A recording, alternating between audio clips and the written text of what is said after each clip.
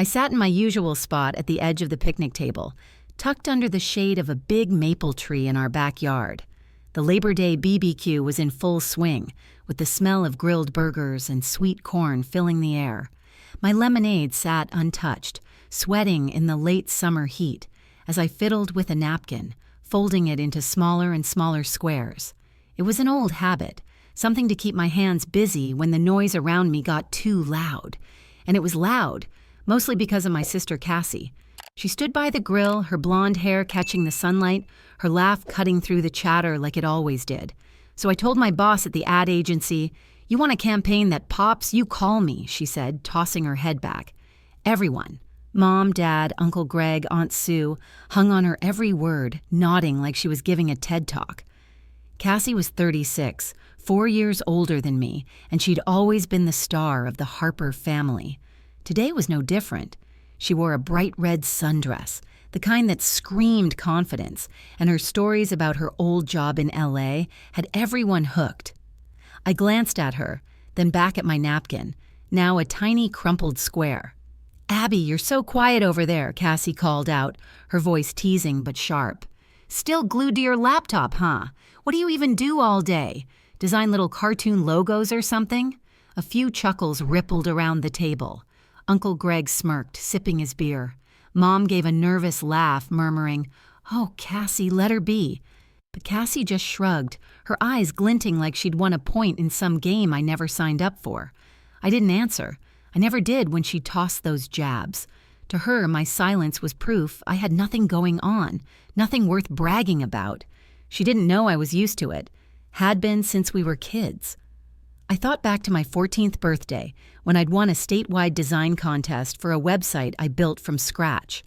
I'd rushed home to tell everyone, my certificate clutched in my hands, only to find Cassie in the living room, holding court with her high school homecoming crown. "Our Cassie's a queen," Dad had beamed, ruffling her hair. My certificate stayed in my backpack, unnoticed, as I slipped upstairs to my room. That night, I opened my clunky old computer and kept tweaking my designs, finding comfort in the quiet glow of the screen. Now, at 32, I was still the quiet one, the one nobody expected much from. Mom and Dad thought I was a freelancer scraping by with computer stuff. They didn't ask for details, and I didn't offer any. Cassie's voice pulled me back to the present. "I mean, come on, Abby, you're in your 30s. Time to get a real job, right?" She laughed, but this time no one joined in. I pressed my lips together, unfolding the napkin just to refold it again. In her world, I was the shadow, the extra who never stepped into the spotlight. But what Cassie didn't know, what none of them knew, was that I'd built a world of my own, one that was about to collide with hers in ways she'd never see coming. As the BBQ wound down, I slipped away from the picnic table, carrying my empty lemonade glass to the kitchen.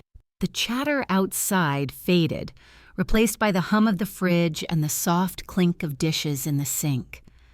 I leaned against the counter, staring out the window at Cassie still holding court, her hands waving as she told another story. My mind drifted to the truth I'd kept tucked away, the one nobody in this house suspected. At 32, I wasn't just some freelancer fiddling with cartoon logos like Cassie thought. I was the co-founder of PixelCraft, a startup worth $75 million, building software that helped creators on TikTok, Instagram, and small businesses turn ideas into stunning visuals. It started 6 years ago in a cramped Portland apartment with me and my college buddy, Ryan Keller. We were both broke, living off instant noodles, but we had a dream to make design tools so simple anyone could create like a pro. I was the one behind the interface, spending nights coding the sleek buttons and drag-and-drop features that made our app a hit. Ryan was the talker, pitching to investors and charming reporters. We agreed early on that he'd be the face of PixelCraft. I didn't want my name in headlines or my face on tech blogs. I'd seen too many people lose themselves chasing fame, and I just wanted to build something real, something that helped people create without barriers. Now, PixelCraft's tools were used by millions, from YouTubers crafting thumbnails to bakeries designing logos. We just signed a deal with a major e-commerce platform to integrate our software for their sellers. My 48% stake in the company was worth more than I'd ever imagined. But to Mom, Dad, and Cassie, I was still Abby, the quiet kid who liked computers. I never corrected them. Not when Mom asked if I was still doing those little design gigs. Not when Dad joked I'd be rich if I ever got a real job. And definitely not when Cassie rolled her eyes at my boring life. I rinsed my glass, the cool water grounding me. Keeping my success a secret wasn't about shame. It was about freedom. I loved my work, the late nights tweaking code, the emails from users saying our app changed their business. That was enough. But as I dried my hands, a flicker of something stirred in me. Cassie's voice echoed in my head, her jab about me needing a real job. She had no idea that her next move, her big plan to restart her career, was about to land her right in the world I'd built. And when it did, I wondered if she'd still see me as the shadow she'd always laughed at. A few weeks after the Labor Day BBQ, I found myself back at my parents' house for another family gathering, this time a Sunday potluck, to celebrate Dad's 60th birthday. The backyard was decked out with string lights and folding tables covered in checkered tablecloths. I sat near the dessert table picking at a slice of Mom's pecan pie, my eyes wandering to Cassie as she flitted between relatives, her laugh as bright as the fairy lights above. She was in her element, charming Aunt Sue with stories and teasing Uncle Greg about his golf swing. Then she caught my eye, sauntering over with a glass of iced tea in hand. "Abby, you're hiding again," she said, her tone playful but with that familiar edge. "You ever gonna join the real world or what?" I gave a small smile, shrugging, and went back to my pie. She didn't push, just turned to chat with Mom about her latest plans. That's when I heard it. Cassie's voice carried over the chatter, loud and confident. "I'm done with dead-end jobs," she announced to a small group by the grill. "I applied to this hot new company, PixelCraft. They make apps for influencers and businesses. If they're smart, they'll hire me. I could run their marketing better than anyone they've got." My fork froze midair. PixelCraft, my PixelCraft. My heart did a little flip, but I kept my face neutral, poking at a pecan to hide the spark in my eyes. She had no idea I was one of the founders, no clue I'd be the one reviewing her application. To her, I was still the sister who messed around with computers, not someone who'd built a company valued at $75 million. I took a slow sip of water, letting her words sink in. Cassie went on, her voice brimming with that old swagger. "I mean, their campaigns are solid, but they're missing flair. I'd make their brand pop, get them trending everywhere. If they pass me up, it's their loss." A few relatives nodded, impressed. Dad chimed in, "That's our Cassie, always aiming high." I bit the inside of my cheek to keep from laughing. It wasn't funny, not really, but the irony hit me hard. The sister who'd spent years calling my life boring was now chasing a job at the company I'd poured my heart into, the one she'd probably never even Googled enough to know I was tied to. Later that night, after the potluck, I sat in my apartment, the Seattle skyline twinkling through my window. I pulled up PixelCraft's internal hiring portal on my laptop. There it was, Cassandra Harper's application, flagged for the senior marketing role. Her resume was polished, full of buzzwords like brand synergy and viral campaigns. I skimmed her cover letter, where she boasted about transforming PixelCraft's decent but uninspired marketing. Part of me wanted to roll my eyes. She hadn't changed, still so sure she was the answer to every problem. But another part of me, the part that had watched her shine my whole life, felt a strange calm. This wasn't about proving her wrong or settling scores. It was about seeing what she could do in a world I'd built, one where results mattered more than flash. I leaned back in my chair, the glow of the screen lighting up my face. Cassie's application stared back at me, bold and unapologetic, just like her. I could reject it, let someone else handle it, or I could approve it and see where this went. My finger hovered over the mouse. She was qualified. No question. Her years at that LA ad agency weren't all hype, but hiring her meant she'd step into my world, unaware I was the one holding the door. I clicked approve, my heart steady but racing just a little. Cassie was about to walk into PixelCraft, and I'd be watching silent as always, wondering if she'd ever see the sister she'd overlooked standing at the heart of it all. 3 months had passed since Cassie started at PixelCraft, and I'd kept my distance, sticking to my routine of working late nights and reviewing files from my apartment. I'd watch her through the company's internal updates, catching glimpses of her in marketing meetings via video logs or reading her emails about bold new ad campaigns. She was good, confident, creative, and quick to win over the team with her charm. But she still had no idea I was more than just Abby, the quiet sister she'd teased at every family gathering. That changed one rainy Tuesday evening in November when I was at the office after hours, alone in the server room on the 5th floor, tweaking a glitch in our app's cloud syncing feature. The office was dead quiet, just the hum of machines and the patter of rain against the windows. I was crouched by a server rack, my laptop balanced on a stool, when I heard the click of heels in the hallway. The door swung open and there was Cassie, clutching a stack of folders, her face lit by the dim glow of the emergency exit sign. She froze, eyes narrowing. "Abby?" Her voice was sharp, confused. "What are you doing here?" I stood up, brushing dust off my jeans, and gave a calm nod. "Just fixing something," I said, keeping it vague. She squinted, stepping closer, her heels echoing in the small room. "This is a restricted area. Only senior staff get access. How do you get in?" Her tone wasn't accusing yet, but it was close, like she was piecing together a puzzle she didn't like. I smiled just a little. "I've got clearance," I said, turning back to my laptop to save my work. Cassie didn't move. I could feel her staring, the folders crinkling in her grip. "Clearance?" she repeated, her voice tighter now. "Abby, what's going on? You don't work here. You're a freelancer or something, right?" I closed my laptop, meeting took a deep breath, knowing the moment I'd been bracing for was here. But before I could answer, she kept going, her words tumbling out. "I saw your name on a budget report today. Abigail Harper, co-founder. I thought it was a glitch, some mix-up. There's no way. You're not—" She trailed off, her eyes wide, like she was begging me to laugh it off, to say it was a mistake. I turned to face her fully, my heart steady but heavy. "It's not a mix-up," I said quietly. "I'm the co-founder of PixelCraft. Ryan and I started it 6 years ago. I handle the tech side, the design, the back end. Everything you see in the app, I built." The room went silent except for the faint buzz of the servers. Cassie's face went pale, her mouth opening, then closing like she couldn't find words. She laughed, but it was shaky, almost bitter. "You're joking, you?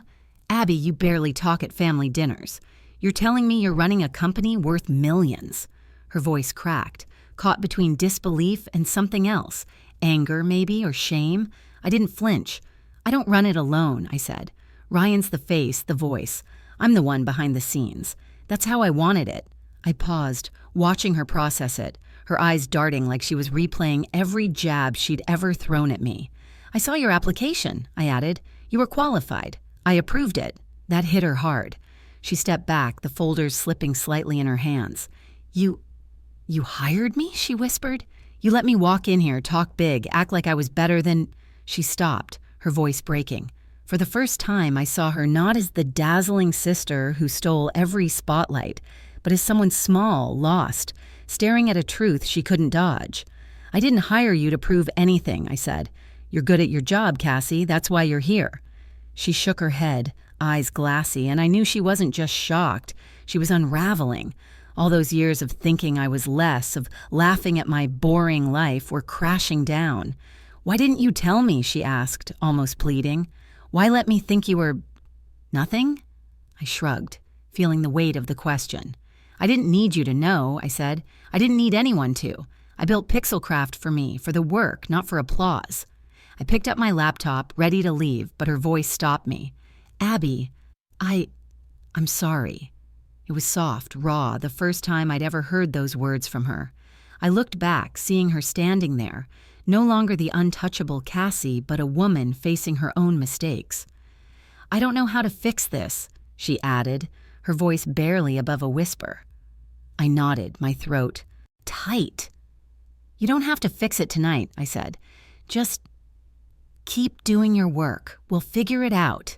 I walked past her, the server room door clicking shut behind me. As I stepped into the elevator, the rain still tapping the windows, I felt a strange mix of relief and ache. Cassie had seen me, really seen me for the first time, but the years of her dismissing me didn't vanish with one apology. Still, something had shifted, like a crack in a wall letting light through. I didn't know if we'd ever be close, but I knew she'd never look at me the same again. And maybe, just maybe, that was enough for now. The PixelCraft 5-year anniversary gala was held in a sleek downtown Seattle venue, with floor-to-ceiling windows overlooking the Puget Sound. I stood in a small dressing room backstage, staring at my reflection in a full-length mirror. My navy blue dress was simple, but sharp, hugging my frame just right, my dark hair pulled into a low bun. I didn't look like the Abby who hid at family BBQs, but my stomach still churned. Tonight, I'd step out as PixelCraft's co-founder, not just the coder behind the curtain. Ryan knocked on the door, peeking in. "You ready, Abby?" he asked, his grin easy. I exhaled, smoothing my dress. "Not really," I said, "but let's do this." He chuckled. "You've got this. It's time they see you." We walked toward the stage, the murmur of the crowd growing louder. The room was packed. Employees, investors, clients, even a few local reporters. The lights dimmed, and the MC's voice boomed through the speakers. "Please welcome the co-founders of PixelCraft, Ryan Keller and Abigail Harper." Applause erupted, sharp and warm, as Ryan and I stepped into the spotlight. I blinked against the brightness, my heart pounding, but I forced a small smile. The crowd was a sea of faces, all turned toward us, curious and clapping. For years, I'd been a ghost in my own company, known only to a handful of senior staff. Now, every eye was on me, and it felt like standing on the edge of a cliff. Ryan spoke first, his voice steady as he shared our story. How we started PixelCraft in a dingy Portland apartment, fueled by coffee and big dreams. He talked about late nights debugging code, our first big client, and the moment we hit 1 million downloads. The crowd laughed at his jokes, nodded at his vision for the future. Then he turned to me, passing the mic. "Abby's the heart of PixelCraft," he said. "She built the tools you love. It's time you hear from her." The room went quiet, expectant. I gripped the mic, my palms sweaty, and took a deep breath. "Hi, everyone," I started, my voice softer than I wanted. "I'm Abby Harper, and yeah, this is probably the first time most of you are seeing me." A ripple of laughter broke the tension, and I relaxed a bit. I'm not big on speeches, but 5 years ago, Ryan and I believed we could make creating easy for everyone. Bloggers, small businesses, kids with a dream. I designed the app because I love building things that help people tell their stories. I stayed out of the spotlight, not because I was shy, but because the work mattered more than the applause. I paused, scanning the crowd. But tonight, I'm here to say thank you. You, our team, our users, made this real. The applause came again, louder this time, and I felt a warmth spread through me. Then I saw her, Cassie, standing near the back, her black dress elegant but understated. Her eyes were locked on me, her face unreadable, like she was seeing a stranger. I knew that look. She was still processing the truth from our server room confrontation, still grappling with the sister she'd underestimated. I handed the mic back to Ryan, stepping back as the MC closed the ceremony. After the speech, I mingled briefly, shaking hands with employees who gushed, "We had no idea you were the co-founder." I smiled, kept my answers short, but my mind was on Cassie. Later, I found a quiet moment and asked an assistant to deliver a small gift to her, a leather-bound sketchbook for jotting down campaign ideas, with a note inside. "Cassie, you're killing it at PixelCraft. I'm glad you're here. Let's build something great together. Abby." It wasn't flashy, just honest. A door left open. As I left the venue, the cool night air hitting my face, I glanced back at the glowing windows. Cassie hadn't approached me, hadn't said a word about the speech or the gift, but I saw her expression in that crowd, the way her eyes softened. Just for a second, it wasn't forgiveness or closure, not yet, but it was a start, a crack in the wall we'd built between us. For the first time, I felt like maybe one day she'd see me not as the shadow, but as the sister who'd been there all along. The Thanksgiving dinner at my parents' house was the same as always, with the dining room packed and the table groaning under platters of turkey, mashed potatoes, and green bean casserole. The air smelled of cranberry sauce and pumpkin pie, and Mom's favorite holiday playlist hummed in the background. I sat near the end of the table next to Aunt Sue, picking at my stuffing while the family buzzed with chatter. Cassie was across from me, quieter than usual, her usual spark dimmed. She wore a plain cream sweater and jeans, no flashy jewelry or bold lipstick, a far cry from the Cassie who'd strut into family gatherings like she owned the room. I caught her glancing at me a few times, her eyes hesitant, but neither of us spoke. The gala had been 2 weeks ago, and though I'd sent her that sketchbook, she hadn't mentioned it. I didn't expect her to. I'd learned long ago not to wait for Cassie to meet me halfway. The conversation swirled around Uncle Greg's new fishing boat and Mom's plans for a winter cruise. Then Dad, carving another slice of turkey, turned to me with a grin. "Abby, you still tinkering with those computer doodads? Gonna make us rich one day?" It was his usual tease, the kind that used to sting when I was younger. Before I could answer, Cassie set down her fork, the clink sharp against her plate. "Dad," she said, her voice clear and steady, "Abby's not just tinkering. She's the co-founder of PixelCraft, a company worth millions. She built the app that's helping people all over the world. She's brilliant." The table went silent, forks pausing midair. Mom's eyes widened, and Uncle Greg's eyebrows shot up. I froze, my napkin twisted in my hands, caught off guard by Cassie's words. She wasn't done. "I used to think Abby was, I don't know, just drifting, not doing much," she said, her gaze dropping to her plate for a second before lifting to meet mine. "I was wrong. She's the smartest person I know, and she's been doing incredible things while I was too busy showing off to notice. I work for her now, and I'm learning every day because of her." Her voice wavered, but she held my eyes, and I saw something new there. Respect, raw and unguarded. Mom reached for my hand, squeezing it. "Abby, why didn't you tell us?" she asked softly. I shrugged, my throat tight. "It wasn't about telling," I said. "It was about the work." The moment passed, and the table eased back into chatter, but something had shifted. Aunt Sue asked me about PixelCraft, and for once, I didn't dodge the questions. I talked about designing the app, the late nights, the users who sent thank you emails. Cassie listened, nodding, her usual smirk gone. After dinner, as the family scattered to watch football or nap, I headed to the kitchen to help with dishes. Cassie followed, grabbing a dish towel without a word. We worked side by side, the clatter of plates filling the silence. "Thanks for what you said," I finally murmured, scrubbing a casserole dish. She paused, drying a glass. "I meant it," she said. "I was awful to you, Abby. I didn't see you. I'm sorry." I looked at her, the sister who'd once drowned me out with her trophies and laughter. She wasn't that person anymore. At PixelCraft, she'd thrown herself into her work, pitching a new campaign to support young creators from low-income communities. Her proposal, Spark Your Story, was inspired by our app's mission, and I'd approved it last week. She didn't know I'd seen the note in her file, dedicated to Abby Harper's quiet vision. That had hit me harder than her apology. "You don't need to keep saying sorry," I said, rinsing a plate. "You're showing up now. That's enough." She nodded, her eyes soft. "I got the sketchbook," she added, almost shy. "I'm using it. Wrote down some campaign ideas. It's really nice." I smiled, handing her a wet dish. "Glad you like it."